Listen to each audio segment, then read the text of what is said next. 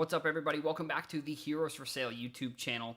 I am excited to bring you this video today where I'm going to tell you about probably one of the best cards that I've ever bought. It is this card right here, and actually not this one specifically because I had two of them at the time, and I recently sold one. And I think soccer is a subject that is going to need multiple parts, multiple different reasons are because there's just so many different cards within soccer. Well, actually, no, there's not a lot of cards within soccer, and that's why things can get confusing. There isn't really one specific card for each player. Now, since 2018, there has been a bit of a shift when it has come to soccer cards in general. There have been more sets, but if you're looking at players' cards like pre-2018, it is a little bit tougher, to be completely honest. So, this card right here is the 2018 Mbappe PSA 10 Silver Prism. So I also have a bunch of these in the non-Silver Prism version. And I bought two of them last summer. I bought one for actually $75, and I bought the other one for $100. So this card is probably going to be one of the most valuable cards I will have in my collection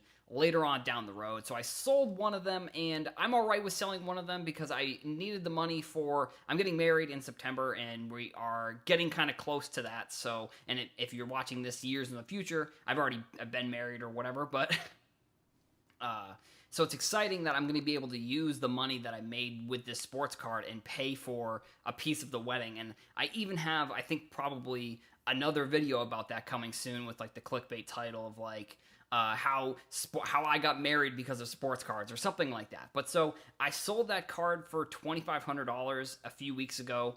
And I think long term, I believe in that card is probably, like I said, one of the most expensive cards, probably one of the best cards I've ever bought. Like I said, I bought it for, I mean, on average, less than $100 for both of them. One was $100, one was $75, and I sold the other one for $2,500.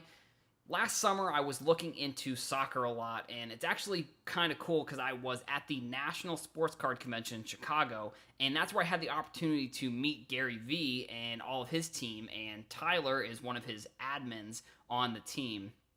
And Tyler was actually one of the people who, when I was asking about soccer, he was the one that said, like, Mbappe was the guy that you should be buying. And then I started looking into his cards, and it basically was right after the Nationals when I started actually going and buying Mbappe cards, which at the time, they were like $40 a piece for the base, and then, like I said, I bought one for $75, one for $100 of the silver, and I looked at these prices, and at the time, like anybody who was buying sports cards in the summer of 2019 knows that time period is probably going to be considered the gold rush of sports cards. Like, if you look at everybody across the board, prices were dirt cheap. Like, Luka's were $60, Trae Young's were like $35. Like, if you look at those prices compared to where they are now, which I don't know when you're watching this, but I would imagine they have continued to kind of see a little bit of an increase. Like, Luka's right now are at about 900 and Trae's are at about 350-ish, so that should kind of give you a timetable of when this is being recorded. But so after talking to Tyler and him saying that soccer is the move and soccer is the way to go, Mbappe was the first player that I was buying. Now, I have made other purchases within soccer. So Christian Pulisic is an American player who's one of the better. Right now, he's playing in the Premier League, so he plays for Chelsea. And since the restart of the season, he's been playing really well. So, like I said, I don't know when you're going to be watching this, but he has been one of the best players on Chelsea, and if the U.S. wants to do anything in the next World Cup, in the 2022 World Cup, he's probably going to be the guy that's going to be the most important player. And then the 2026 World Cup, and another reason why I really like soccer in general, is the 2026 World Cup is actually going to be in North America. So if you're buying soccer, I would suggest maybe planning on holding, like, until then, like, the longer you hold these cards, obviously depending on the player, the better the return you're probably going to see. Like, I think the Mbappe Silvers will eventually be the same price as Giannis one day. Like, over the summer when I was buying them, I was comparing them to Luka's, which I think it was, at the time, I think the silvers were around 600, and like I said, I think at the time when I was buying these, it was like August of 2019, so the regular Luka cards, I think were around like $150. So in my head, I was like looking at the population, because the population's also pretty small on these 2018 cards, where I think now the silvers around, there's only around 30 PSA 10s in general. And then even the regular, even the base, there was only a couple hundred regular base PSA 10s. So that's another reason why I really like soccer, and something that in that future video I'll kind of go into, that when you're buying soccer, you can buy, if you're buying like a lot or like a significant amount of cards, you're buying a pretty significant portion of the total cards that are even on the market in general.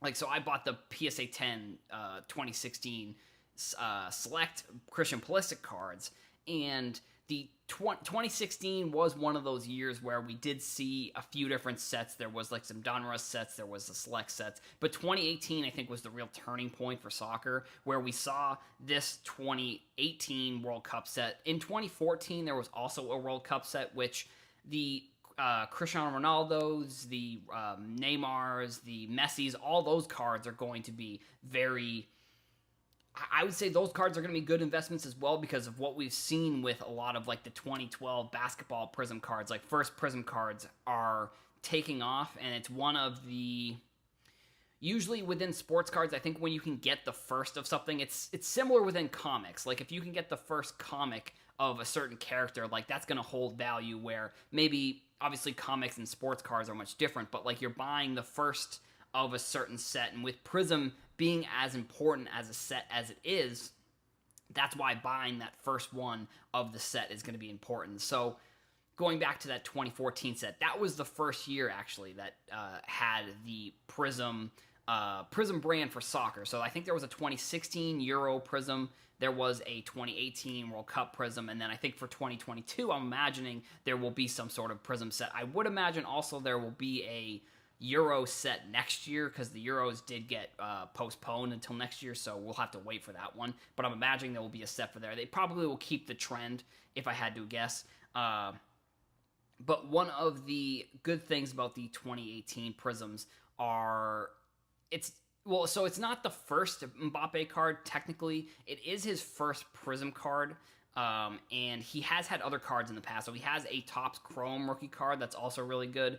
Topps Chrome Champions League, I believe it was. But then he also has like these he has stickers. So sticker culture within soccer isn't super huge in the United States at the moment, but it is something that I think we could see a pretty significant jump in with players like Mbappe. Like, he has a dual rookie from 2016 that's a sticker. And the thing with stickers that's interesting, it's very similar to the Michael Jordan sticker, where as time kind of goes on, it becomes harder and harder to get good grades on these stickers. So the supply of the stickers themselves actually is harder to find as time goes on with the grade of PSA 10, just because it's a sticker, so like the adhesive, the sticky stuff kind of fades away. It's probably not as thick as a regular card, so that's going to be another scenario with those stickers and why those can be hard. So, but he also has a Panini.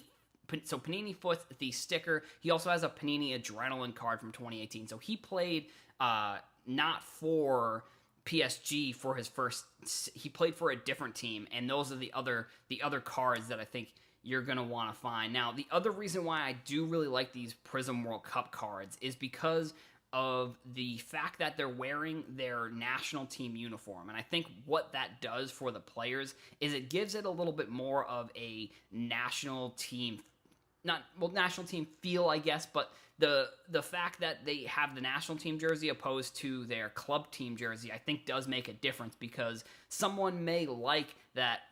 They may not like PSG necessarily, or if they're in the Premier League especially, they may not like Chelsea, or they may not like Manchester United or any of or Liverpool. But if they can get, like, so for example, if Mbappe goes to Liverpool, which I think there's a pretty good possibility that he might, either there or Real Madrid. But also I've seen some stuff of him maybe staying with Neymar. I don't know for sure what's going to happen. But so if you're a fan of the player, but he goes to a team that you don't like, it's kind of interesting, and I don't know if there's an exact comparison within like American sports. So if you're like a Red Sox fan, do you not like buying Yankees players? Like it's maybe something that you can see within the United States, but in my opinion, and it's just my opinion, I think that buying the national team cards is going to have a larger appeal because of the fact that like sure, maybe if you're an American and you're playing France, you might not like France, but like overall, there's only so many national teams like where there are. I mean, I don't know how many soccer teams there are in the world. It's got to be in the thousands, maybe tens of thousands of teams. But if your player that you like plays for a team that you don't like, then that I don't know if that's going to drive down the value, but that is one of the reasons why I like the Prism cards, because they're wearing like he's wearing a French jersey, or if you're buying 2014 Prism, like Neymar's got his Brazil jersey, or Messi in the Argentina jersey, or Ronaldo in his Portugal jersey. So those are some of the reasons why I like those cards. And when I was buying the cards themselves, I was comparing them to Luka prices, but I do think they may be closer to the Giannis prices, to be completely honest. So like, in my mind, I think if this card ever gets to 10K, I may sell the other one, just because, like, I mean, if I can buy a card for $100 and sell it for $10,000, like, I don't know. I mean, and it may even be a scenario where if Mbappe goes on to be the next Ronaldo or the next Messi, like, it could be that this PSA 10 Silver Prism becomes like a Jordan card where one day it's $100,000. You know, I need to see a more modern card get to that level, like a base rookie card, before I can really make that prediction. Like the 1985 Fleer Jordan, or 86 Fleer Jordan, excuse me, is one of probably the most iconic cards of all time. Like, I don't know if this card has most iconic card of all time written on it itself, but at the same time, depending on the population, like, who knows? Like, it may be so rare that it becomes like $100,000. But you know, it's a card that I have a bunch of the non-prism or the non-silver prisms as well. So I mean, I don't know. We'll see. Like, even if it gets to 10K, I may consider selling it. But at that time, like, who's to say what Mbappe is really doing? Like, if that's in a year from now and it's at 10K a year from now, like, that may mean that he is going on to win like a Ballon d'Or, or like, and I may have pronounced that incorrectly. I do pronounce some soccer stuff incorrectly, and people really get on me for that. So if I pronounce that trophy incorrect, it's basically the MVP of world soccer for a club team. So like, if he wins one or two of those like in the next few years, like, I don't know, maybe it's something where I just want to hold it and I just never get rid of it, because maybe there's other cards that I can sell, and then one day I can have this card and be like, I own one of the, granted, I don't know how many there will be in 10 years from now, but I own maybe one of the 300 or 400 of these cards, where, you know, I think that'll be a kind of a cool experience within sports cards, and I will also be excited to kind of brag that I bought it for $100. Let's just put it that way as well. So that's basically all I've got for today's video. Thank you all for watching. Thank you. If you want to go follow me on Twitter, TikTok, Instagram, go subscribe on YouTube, smash the like button on this video. You know the drill. Thank you guys all for watching, and I will see you in the next one.